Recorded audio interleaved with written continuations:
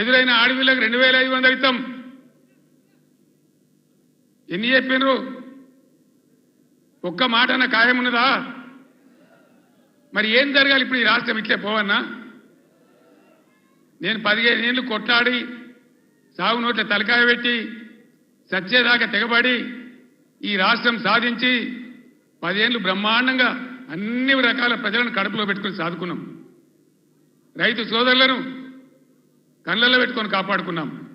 ఒక పాలసీ వ్యవసాయం ద్వారా రాష్ట్ర ఆదాయం పెంచాలని, రైతాంగాన్ని నిలబెట్టాలని అనేక మంచి స్కీములు పెట్టినాం. రైతు బందే వేయలే, ఏలటికి పూర్తి మందికి రాలే. పంటలు వచ్చినాయి, అవి కొనే దిక్కులేదు. కనీసం మద్దతు ధర పోగా 500 బోనస్ ఇస్తామన్నారు. బోనస్ బోగసేనా? బోనస్ వసూలు చేయన్నా? ఈ ప్రభుత్వాన్ని మెడలు వంచానా? వంచాలంటే మేము కొట్టి వంచాం, మీ ఓటు ద్వారానే వంచాలి. సిద్దిపేటలో మంచి దారి చూపించారు. హరీష్ నాయకత్వంలో పోస్ట్ కార్డుల ఉద్యమం చేస్తా ఉన్నారు. ఇవాళ ఇక్కడ సంగారెడ్డి ఈ వేదిక నుంచి నేను యావత్తు తెలంగాణ రైతాంగానికి పిలిపిస్తా ఉన్నా. 2 లక్షల రుణమాఫీ వెంటనే చేయాలని, ఎండిపోయిన పంటలకు 25,000 నష్టపరిహారం ఇవ్వాలని, ఎకరానికి బోనస్ ఖచ్చితంగా ఇవ్వాలని, వడ్లు వెంటనే కొనుగోలు చేయాలని రాష్ట్ర వ్యాప్తంగా రైతాంగం దయచేసి రేపటి నుంచే పోస్ట్ కార్డు ఉద్యమం మొదలు పెట్టాలని కూడా సిద్దిపేటను మార్గదర్శకంగా తీసుకొని చేయాలని నేను కోరుతా ఉన్నా. ఇవన్నీ చేయాలని అడిగితే ఇప్పుడే పోచారం గారు అన్నాడు, ఒక మంత్రి ఏమో రైతు బంధు అడిగితే చెప్పుతోని కొట్టిండ్రు అంటాడు. ఇంకో ముఖ్యమంత్రిని ఇవన్నీ ఏమైనాయి, ఎందుకు ఏమని గట్టిగా నిలదీస్తే ఏం మాట్లాడతారు లిల్లీ పుట్టుగాళ్ళు? నీ గుడ్లు వీకి గోటీలు ఆడుకుంటాము, నీ పేగులు తీసి మెడలేసుకుంటాము, నిన్ను పండబెట్టి తొక్కుతాము, నీ ముడ్డి మీద షెడ్డి లేకుండా షెడ్డీలు గుద్దుకుంటాము. ఇదేనా 10 ఏళ్లలో నేను ముఖ్యమంత్రి ఉన్నప్పుడు ఒక్కసారి ఇటువంటి మాట విన్నారా? ఇంత అగౌరవంగా మాట్లాడినామా? ఇంత అన్యాయం మీ కళ్ళ ముందనే జరగాలనా? దయచేసి ఆలోచన చేయాలి.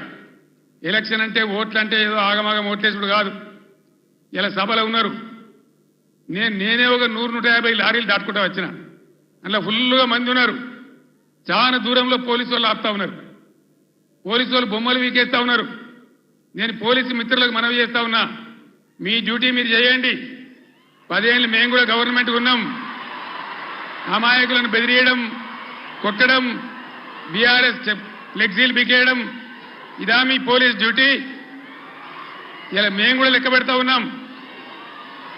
నేను పోలీసు పేరెత్తంగానే ప్రజలు ఎట్లా మాట్లాడుతున్నారో మీరు చూస్తున్నారు, ప్రజల గోల చూస్తున్నారు. ఇప్పటికైనా మీ అరాచకాలు బంద్ చేయండి, జాగ్రత్త. లేకపోతే మళ్ళా గ్యారంటీగా బీఆర్ఎస్ అధికారానికి వస్తుంది. అప్పుడు మీ గతి ఏమైందో ఆలోచన చేసుకోవాలి. 10 ఏళ్ళు మేము ఉన్నామే, 10 ఏళ్ళు నేను ముఖ్యమంత్రిగా ఉన్నానే, ఒక్కరోజన్నా మేము ఈ దౌర్జన్యం చేసినామా? ఎవరినైనా వేధించినామా? మరి ఎందుకు మీడియాలో మితిమీరిన పనులు చేస్తా ఉన్నారు పోలీసులు? దయచేసి మానుకోండి పోలీస్ సోదరులారా, మేమన్నీ రికార్డు చేస్తా ఉన్నాం.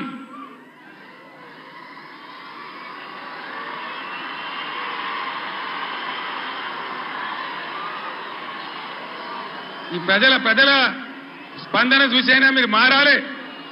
డీజీపీ గారు మీరు మారాలని నేను చెప్తా ఉన్నా, లేకపోతే మీ మీదకి ప్రజలే తిరుగుబడే రోడ్ వస్తుంది, జాగ్రత్త అని నేను చెప్తా ఉన్నా.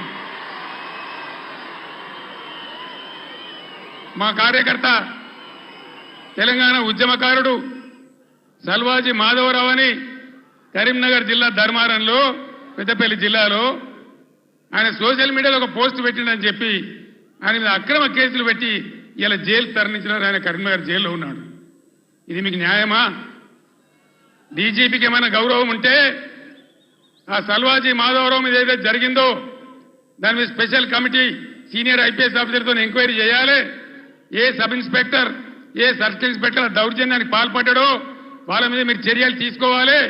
లేకపోతే తస్మాత్ జాగ్రత్త, మేము న్యాయస్థానం తలుపులు దాడతామనే మనవి చేస్తా ఉన్నా. మేము కూడా మస్తుగా చూసినాం. నేను కేంద్ర మంత్రిగా పనిచేసిన, రాష్ట్ర మంత్రిగా పనిచేసిన, ఇదే జిల్లాలో 20 ఏళ్ళు ఎమ్మెల్యేగా ఉన్నా ముఖ్యమంత్రిగా పనిచేసినా కానీ దౌర్జన్యాలు ఎన్నడూ మీతో మేము చేయించలేదు. అనవసరంగా మీరు రాజకీయ చేసే వాళ్ళు చేస్తారు, మీకు అవసరం లేదు. ఆయాల ఎక్కడ చూసినా వరి కోతలు ఉండే, ఇవాళ కరెంటు కోతలు, క్రాప్ హాలిడేలు. దయచేసి ప్లీజ్ 10 నిమిషాలు, నేను ఎక్కువ మాట్లాడను, 15 నిమిషాలు నినాదాలు తర్వాత చెప్తాను తమ్ముడు. ఇదేంద్రా అంటే